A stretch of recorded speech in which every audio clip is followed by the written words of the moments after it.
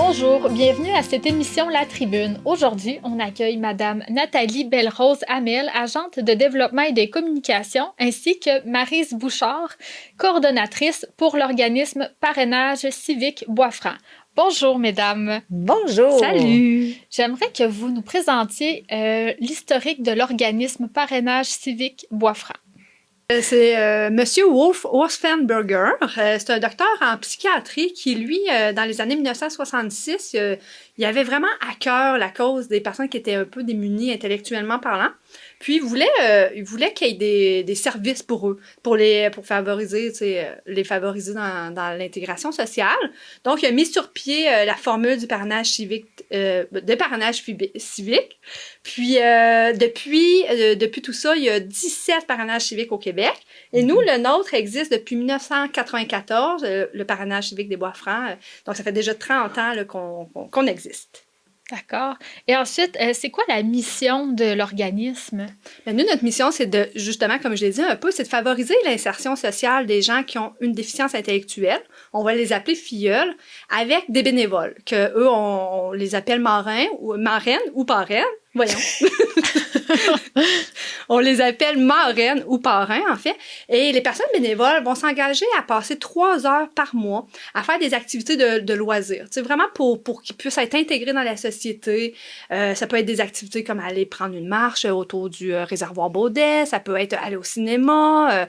Oui, puis excuse-moi Nathalie, mais c'est pas parce qu'on parle parrain, marraine que ça veut dire cadeau. Ça me fait toujours penser à ça, de bien le nommer. Tu sais, c'est des choses qu'on fait, ça nous coûte pas un sou. Chacun paye chacun ses choses. Donc, c'est important de le dire aussi pour ceux qui seraient tentés de devenir bénévoles. Puis ça les aide aussi, ça aide les personnes qui ont une déficience intellectuelle. Ben, tu sais, ça les favorise dans leur autonomie, en fait. Tu sais, ils sont capables pour la plupart, ils sont capables de payer et tout ça. Là. Absolument. Donc, ouais. Ça marche. Puis c'est quoi vos services que vous offrez? Ben, en fait, on a plusieurs services, dont celui-là. On a le service aussi, on offre la formation pour nos personnes bénévoles, justement, quand ils commencent, l'encadrement, du soutien. On offre beaucoup d'activités aussi, soit des activités de jumelage, mais vraiment pour renforcer les liens. On veut vraiment que les gens, les jumelages, en fait, j'ai oublié de le nommer, en plus, sont jumelés selon leur champ d'intérêt. Fait qu'on veut faire les meilleurs matchs possibles pour que ça dure le plus longtemps, pour qu'ils créent un lien significatif. Donc, c'est comme un peu des amitiés qu'on fait naître. Grâce au parrainage civique. Là. Fait il y a ça comme service. Donc, le jumelage, les formations d'encadrement du soutien, puis on a toute une vie associative bien développée. Qui est quand même assez large. Beaucoup d'activités, une vraie grosse vie associative, comme tu l'as dit. Oui. Pouvez-vous nous en parler de ces activités-là? J'ai vu que vous organisez, par exemple, un dîner de cabane à sucre que j'ai vu avec parrain ou marraine et le filleul ou la filleule. Donc, pouvez-vous nous en nommer de ces activités-là? Bien, absolument. Ça, c'est les plus grands gagnants, justement, le party de Noël puis la cabane à sucre. C'est là qu'on a le plus de participants. À chaque année, ça, c'est là. Mais on a comme développé plein de nouvelles belles choses. On est allé dernièrement à la biodiversité de Bécancour en autobus. Dans le fond, ce qui est bien là-dedans, c'est d'aider aussi les jumelages à donner des idées de sortie. Parce qu'ils font déjà à raison de 2 fois par mois des sorties de jumelage. Ils vont où ce qu'ils veulent, ils décident, mais le fait de nous de donner des activités, de donner des idées d'en faire, ben c'est le fun pour eux autres. Là, on a fait ça, la biodiversité, mais on a fait aussi l'atelier de yoga duré. Exactement. Puis on essaie d'en faire, en tout cas, une par mois. Ouais, au moins pour donner une chance à tous ces beaux jumelages-là. Ça marche. Puis, pouvez-vous nous dire comment ça fonctionne, quelqu'un qui voudrait s'impliquer? Tu veux dire comme bénévole? Oui, c'est d'accord. ça. Ben dans le fond, ils nous appellent à nos bureaux. Ils peuvent, au téléphone, c'est 819-751-1331, ou ils viennent directement à la place Rita Saint-Pierre, qui est au 59 rue Montfaite. Nous, on est le local, le 104. On est toujours là, du lundi au vendredi. Puis, c'est sûr qu'il faut remplir une fiche de candidature. Puis, c'est sûr que nous, il faut montrer, dans le fond, on est régi par un conseil d'administration. Donc, exemple, c'est Nathalie qui est agent de jumelage, ben elle fait ces rencontres-là, puis après, on soumet ça au conseil d'administration qui, lui, décide, parce qu'il y a des critères d'adhésion, autant pour les membres filleuls que les membres parrains-marraines. parce que c'est sûr que notre clientèle de membres FIA, c'est des gens vulnérables, donc On fait du filtrage. on fait du filtrage, puis tout est vraiment bien filtré, comme tu dis, puis c'est sécuritaire, fait que c'est un peu comme ça, puis après, là, le conseil d'administration nous donne l'autorisation, puis après, Nathalie part. Là, il y a d'autres processus, là. Ouais, après ça, on rencontre la personne, l'éducatrice spécialisée, s'il y en a une de la personne filleule, avec la personne bénévole, sans la personne filleule, juste pour qu'ils puissent poser des questions, tu sais, concernant cette personne-là. Puis après ça, on fait une première sortie où est-ce que je les accompagne. On peut aller prendre un café au Tim Hortons. Donc, tu sais, moi, l'éducatrice, si elle veut être là, la personne filleule et la personne bénévole. Puis moi, mon rôle, c'est vraiment que les premiers contacts, tu sais, soient faits de manière fluide, de créer des sujets de discussion, de favoriser vraiment que leur première expérience de sortie soit agréable. Je peux les accompagner si besoin il y a pour la deuxième rencontre. Puis après ça, d'habitude, les gens, ils se sentent assez à l'aise, assez autonomes pour eux-mêmes, quand ils le veulent, appeler leur personne filleule, puis leur dire, bon, regardez, moi, ce soir, j'ai un match des Tigres, tu veux-tu venir avec moi? Oui, parfait. Puis, tu sais, ils s'arrangent tout ça, là, mais nous, on est toujours là pour accompagner, toujours là en soutien, là, si... Puis ils ont des bonnes idées, nos parrains marraines, parce que des fois, ça peut être prendre une marche, mais il y en a, tu sais, eux, ils ont le bonheur facile, hein. Mettons qu'un parrain appelle, dit, je vais à l'épicerie. Juste aller à l'épicerie avec, pour lui, c'est parfait, là, tu sais. Puis c'est des choses qu'on fait tous les jours, là. Joindre l'utile à l'agréable. Faut pas voir ça que c'est un gros, tu sais, c'est un bénévolat qui est très, très le fun, là, hein. C'est le fun à faire. On est tous, d'ailleurs, nous, on est les 3 membres de notre équipe, là, on est toutes marraines. Donc, on a toute une personne aussi qu'on... On a toute une belle expérience déjà, oui. Donc, c'est quoi une DI? Je vous ai entendu en parler tantôt, mais j'aimerais vous expliquer plus précisément qu'est-ce que ça a l'impact dans la vie des gens. Oui, en fait, une déficience intellectuelle, un DI pour déficience intellectuelle. Pour parler de déficience intellectuelle, il faut que la personne ait un quotient intellectuel inférieur à 70. Donc, puis ça va vraiment affecter le raisonnement, tu sais, le cognitif, tout ce qui est la sphère cognitive. Donc, résolution de problèmes, ça va être difficile, même formulation de phrases ou de quoi. Donc, tu sais, faut qu'il y ait un quotient intellectuel inférieur à 70. Puis nous, tu sais, nous, dans notre clientèle qu'on a, dans nos gens qui viennent, dans nos personnes filleules, c'est toutes des personnes qui ont une déficience intellectuelle légère à moyenne environ. Tu sais, comme qu'on a parlé tantôt des critères, on avait plusieurs critères pour nos personnes bénévoles, pour les accepter au sein du parrainage civique, mais c'est la même chose avec nos personnes filleules. Donc, on a des critères. C'est sûr qu'on on n'a pas de personnes qui vont avoir des troubles graves de comportement parce que, nos bénévoles, c'est des monsieur, madame, tout le monde. C'est pas nécessairement des intervenants, c'est pas nécessairement des préposés. Donc, on veut que ça soit agréable. Donc, on a vraiment aussi au niveau de nos filleuls, c'est des personnes qui sont autonomes, qui vont à la salle de bain toutes seules, qui sont capables de se nourrir aussi, mettons, adéquatement, tout seules, qui sont capables d'entrer en communication verbale ou non verbale, mais on a plus du verbal, mais tu sais, qu'ils soient capables de communiquer puis qu'il y ait un désir d'échanger avec nous. T'sais. Fait qu'on sélectionne aussi ces personnes-là là, pour faire des matchs parfaits. C'est bien que tu le dises parce que des fois, on en parle, mais tu sais, nous, on travaille là-dedans tous les jours, fait que c'est normal. Mais tu sais, il y a bien des gens qui font pas la différence, fait que c'est bien qu'on le dit parce que on cherche encore des bénévoles, fait que on veut les rassurer parce qu'il y en a. Quand c'est de l'inconnu, ça fait peur, mais là, il n'y a pas de, c'est ça, crainte à avoir. Quand on n'a pas de ces personnes-là qui sortent du cadre, dans notre entourage, c'est quelque chose d'aller vers eux. Tu sais, ça peut faire peur parce qu'on peut se fier à des histoires qui sont qui sont pas dans le quotidien. Donc, de démystifier ça, de déstigmatiser ça, ça reste important pour Absolument. vous. Hein, moi, oui, j'y tiens. Puis, surtout que ces personnes-là, c'est des personnes comme nous. Ils ont les mêmes besoins que nous autres, ils ont les mêmes désirs, ils ont les mêmes rêves. C'est des personnes comme nous. C'est juste au niveau de la déficience, de l'intellect qui est... Comme nous, comme je parlais... précédemment, pas dans l'émission. Mais comme nous, tu sais, nous, admettons, versus si on se compare avec Albert Einstein, tu sais, qui avait un quotient intellectuel de 100, je sais pas trop, 113, 120, ben nous, on pourrait dire que versus ces personnes-là qui ont un super gros intellect, ben que nous autres aussi, on a une déficience intellectuelle si on les compare à eux. Donc, au final, tu sais, c'est juste La seule différence, c'est ça, c'est notre capacité à raisonner. Exact. Donc, tu sais, c'est des personnes comme nous, les mêmes besoins. Puis, de toute façon, c'est pas une maladie, c'est un état. Ouais. Hein? Une bonne chose aussi Ouais. à spécifier pour la déficience intellectuelle, Oui. c'est pas une maladie. Qui va être. C'est juste un état. C'est un état qui va être, tu sais, avant 18 ans, OK, qu'on va dire pour parler d'une déficience intellectuelle. Parce qu'après ça, bon, ben, il peut y avoir une déficience intellectuelle qui arrive suite à un accident de voiture, tu sais. Mais là, c'est pas une personne qui est née avec la déficience intellectuelle. Tu sais, on va parler peut-être des traumatismes crâniens ou tout ça, là. Donc, pour parler de déficience intellectuelle, il faut que ce soit quelque chose qui se soit installé avant 18 ans.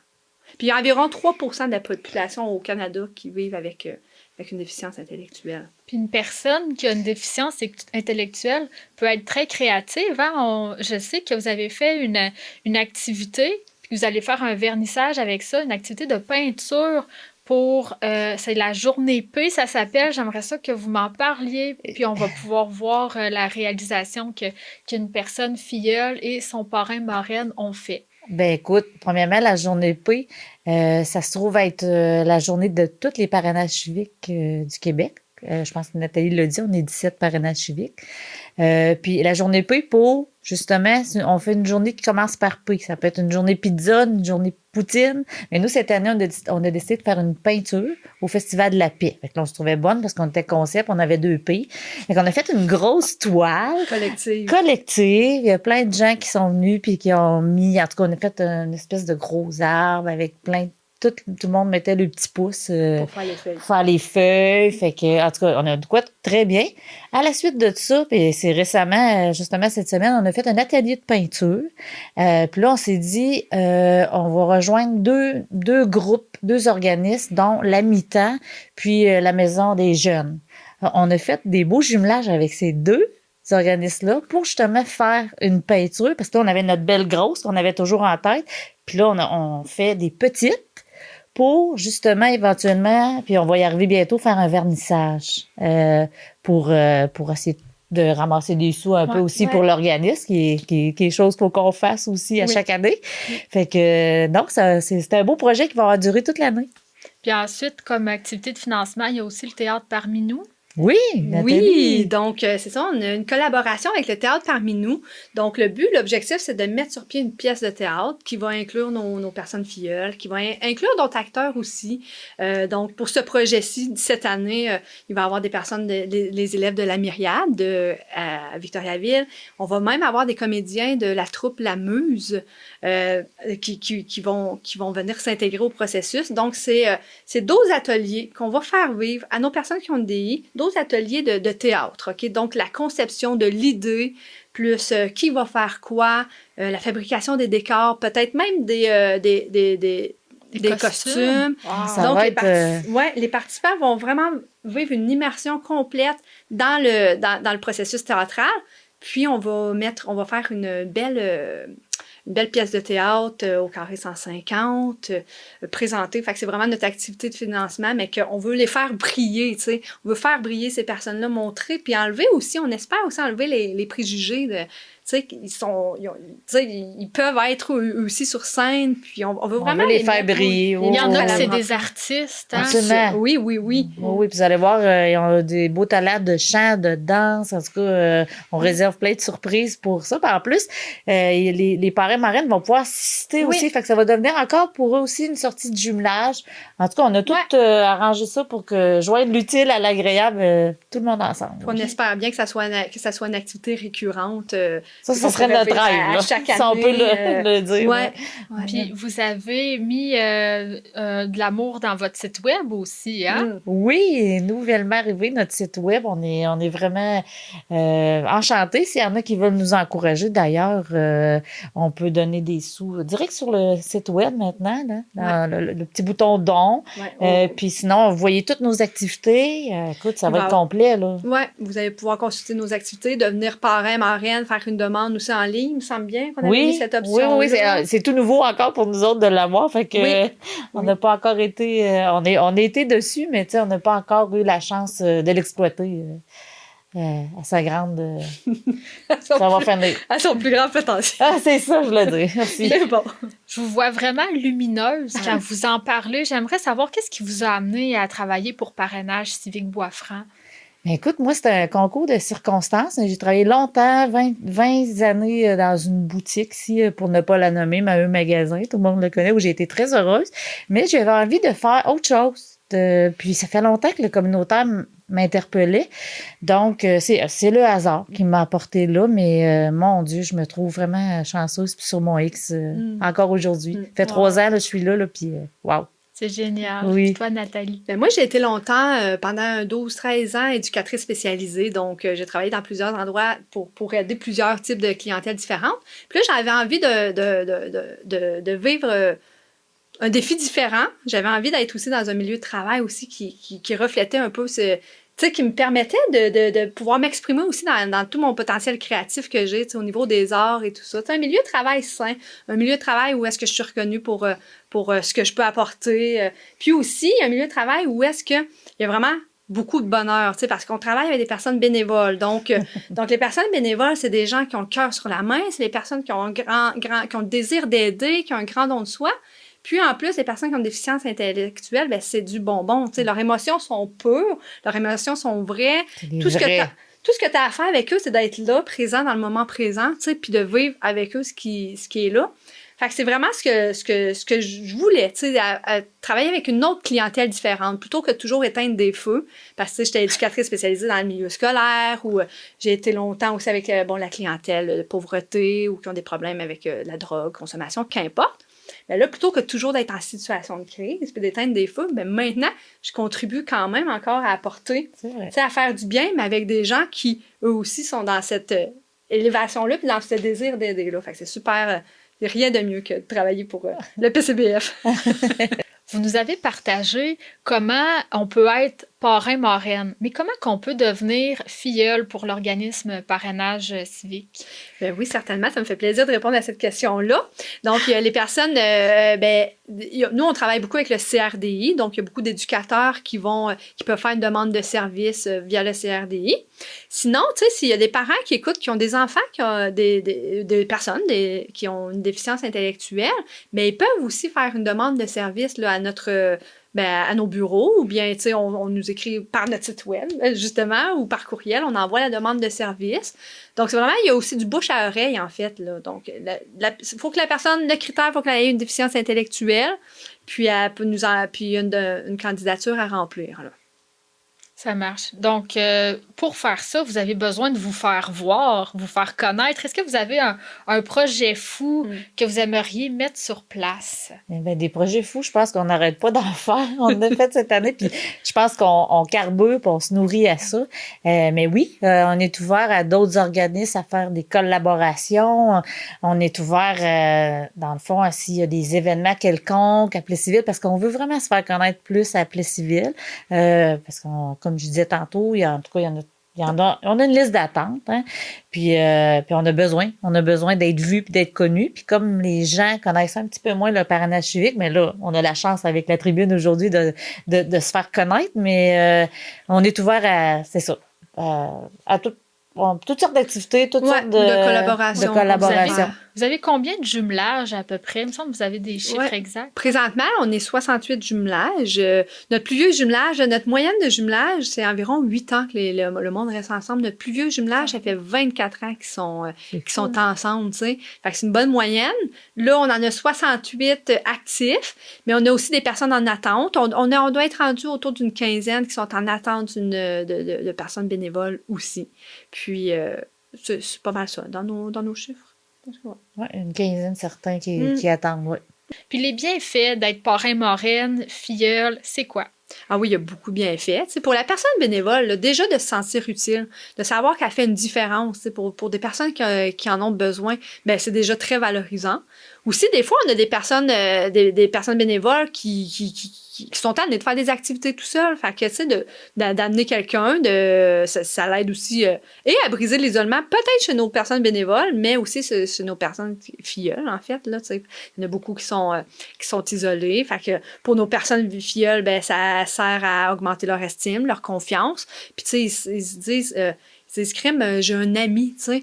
Tu sais, c'était quoi notre membre fondateur à un moment donné qui avait dit, lui, quand un membre fondateur du Parana civique, Monsieur Huard. Monsieur Huard, lui, ce qu'il avait touché il y a 30 ans, quand il a mis ça sur pied avec d'autres collègues, en fait, c'est qu'ils se sont dit, crime, si on peut offrir à ces personnes-là une amitié, tu sais, au lieu que tu sois rémunéré pour Ouais. aller avec quelqu'un, tu sais, parce qu'il y en a beaucoup qui ont des accompagnateurs ou peu importe, mais tu sais, qui sont éducateurs, mais ils sont rémunérés.